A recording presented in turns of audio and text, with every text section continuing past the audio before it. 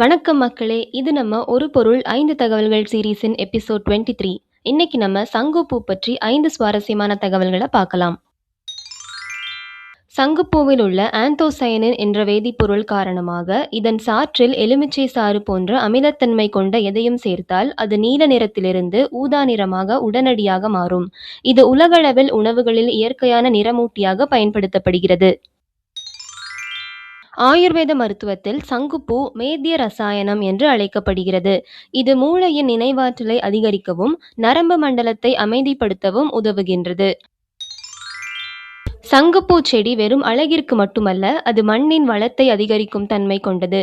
காற்றில் உள்ள நைட்ரஜனை உறிஞ்சி மண்ணில் நிலைநிறுத்துவதன் மூலம் இது ஒரு சிறந்த நிலப்போர்வை பயிராக விவசாயத்தில் பயன்படுத்தப்படுகிறது.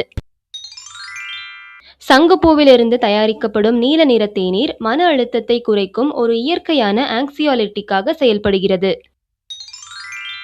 சங்குப்பூ செடி மிகவும் கடினமான சூழலிலும் வளரக்கூடியது.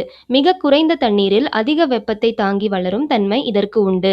எனவே அதிகம் பராமரிப்பு தேவைப்படாத ஒரு சிறந்த லோ மெயின்டெனன்ஸ் தோட்டச் செடியாக கருதப்படுகிறது.